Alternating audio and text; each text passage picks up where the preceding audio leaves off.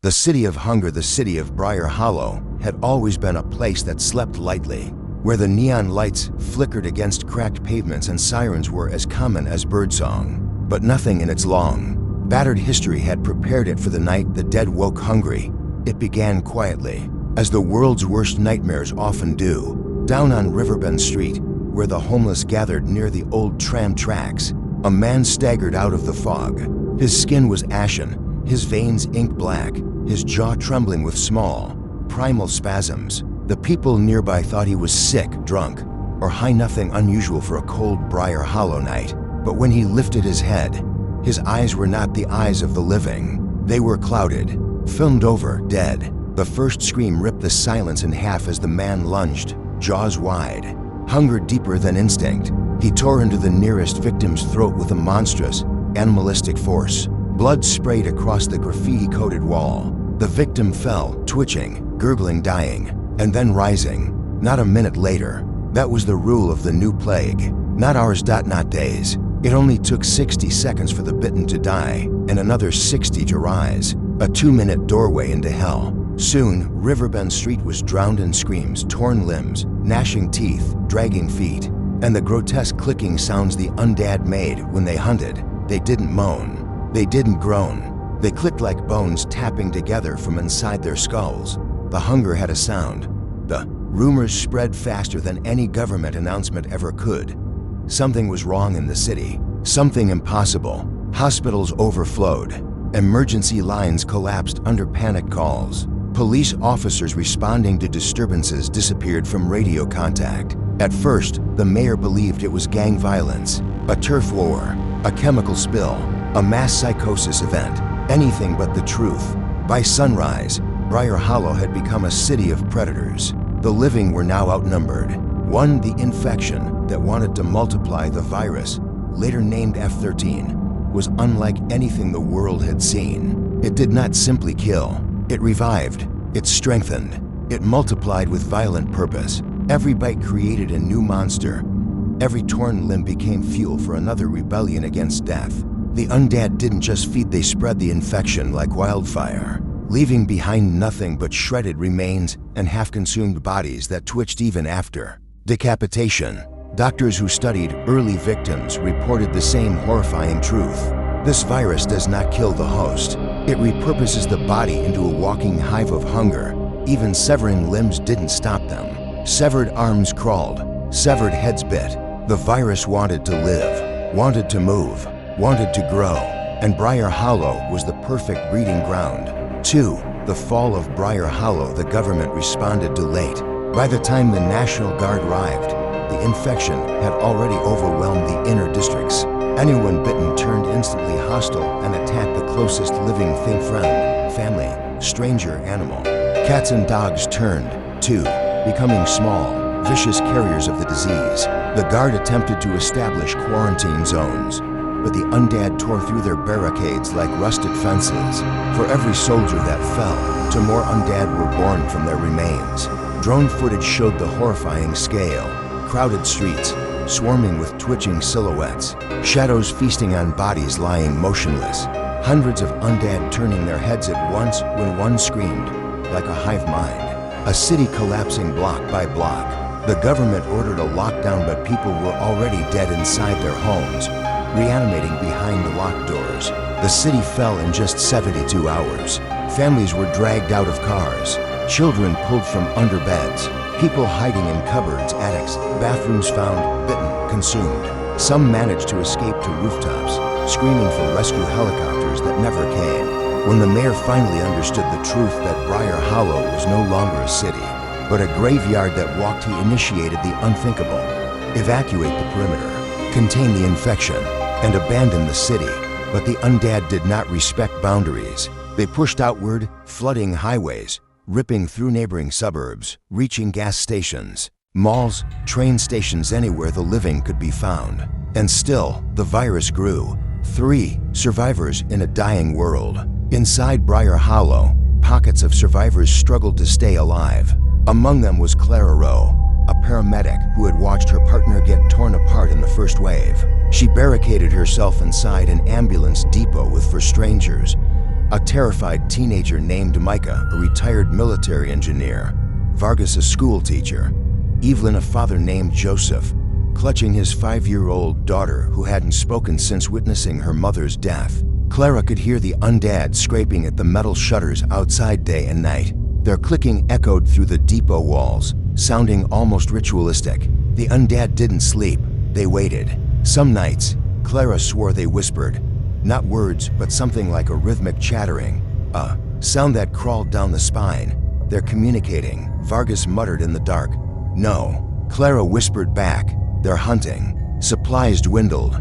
Water ran low. Fear choked the survivors more than hunger did. And each time someone closed their eyes, they dreamed of teeth. Clara felt the city dying around her. The stench of decay seeped into every street. The sky looked bruised from constant fires. Sirens played endlessly like broken lullabies. The undead roamed in packs, herds climbing walls, smashing windows, tearing through anything obstructing them. Humanity was collapsing in real time. For when the government admitted defeat, the president declared Briar Hollow a biohazard of unprecedented proportions. A national emergency was issued. Borders between states were reinforced. No-fly zones were established. Military scientists were rushed into underground labs. But nothing worked. Not bullets, the zombies kept moving. Not fire, they burned, but still crawled. Not riot tanks, the undead climbed over them with horrifying speed. Not grenades, scattered pieces only created more. Infected limbs. The US government faced a truth no nation wanted to accept. We cannot contain F-13 alone. The infection threatened to become global. So they did what desperate nations do in desperate times. They begged for help. 5 an alliance formed in fear. Japan, Germany, France, South Korea, and the United Kingdom responded first, each sending elite bioweapon researchers and military strike units. They converged in a fortified underground facility beneath North Ridge, outside the infected zones. The best minds in the world studied the undead remains. The findings chilled them. F-13 was evolving. Its cells moved independently. Its nerves fired without a brain. Its hunger wasn't natural, it was engineered. Someone, somewhere, had created this. Accident or weapon, they still didn't know. But the coalition teams discovered one glimmer of hope. A specific enzyme found only in a rare Arctic fungus could destabilize the virus's cellular regeneration. If weaponized into an aerosol, it might send the undead back to being corpses. It might save the world. But someone had to get it inside Briar Hollow and activate it at the infection's epicenter. The city's underground sewage tunnels, now a breeding pit for thousands of undead nesting together. Like a colossal hive, Clara and her group of survivors would soon become exactly the people the world needed. 6. The descent into the hive. A multinational strike team extracted Clara's group after intercepting her emergency distress beacon. The survivors were flown to the coalition facility, where Clara volunteered for the impossible mission. Someone had to carry the aerosol device into the tunnels. Someone with medical knowledge. Someone who knew the city layout intimately. Someone who had already survived hell. Clara Rowe was that someone. Vargas, Micah, and Evelyn joined her. Joseph stayed behind with his daughter. The tunnels beneath Briar Hollow were a nightmare sculpted from bone and rot. Flesh covered the walls in places. Limbs twitched in piles along the ground. The undead nested in clusters, sleeping upright. Heads tilted. Bodies pressed together like grotesque bats. Every sound echoed. Every drip of water felt like a warning. Some of the undead crawled upside down on ceilings like spiders. Others dragged themselves along the floor with their hands, legs missing. Some clung to pipes, waiting, always waiting. The deeper they went, the stronger the clicking became, like thousands of teeth chattering in unison. Vargas whispered, "It's like they're calling each other." Clara replied, "Or calling to something else." The ground trembled. Then they saw it. 7. The heart of the infection. In the center of the largest chamber was a creature unlike the others. Massive, mutated, pulsating like a giant organ. It was a hive mother, a grotesque amalgamation of corpses, fused together, twitching, convulsing. Dozens of torsos protruded from its mass, their mouths continually opening and closing as if gasping for air or hunger. It was birthing new undead, an endless factory of death. F-13 had grown intelligent. It was reproducing deliberately. They had to destroy it. Clara activated the aerosol device. A countdown began, 2 minutes until release. But the hive mother screamed. The entire chamber awakened. Hundreds of undead turned toward Clara and her team. Micah panicked and fired wildly. The undead swarmed him instantly, dragging him into the darkness, tearing him apart as he screamed. Vargas stayed behind to buy time, detonating charges that collapsed a tunnel entrance. Sacrificing himself, Evelyn was bitten on the shoulder. She looked into Clara's eyes and whispered, "Finish the mission." And this hunger. Then she turned the gun on herself. Clara ran. Teeth snapped behind her. Hands clawed at her jacket. Undead poured from every tunnel, every pipe, every crevice. But the aerosol was ready. With her last strength, Clara hurled the device into the chamber. A massive concussive wave burst out as the aerosol exploded. Green mist surged into every corner. It ate through flesh, bone, nerve tissue, everything the virus touched. The hive mother convulsed violently, shrieking with inhuman sound. Then with a wet, sickening collapse it fell still. The undead froze, one by one. Their bodies decayed rapidly, collapsing into piles of blackened ash. Briar Hollow fell silent for the first time in weeks. 8. Aftermath of a dead city. Coalition forces swept the city with drones and sensors. No movement, no clicking, no hunger. The aerosol had worked.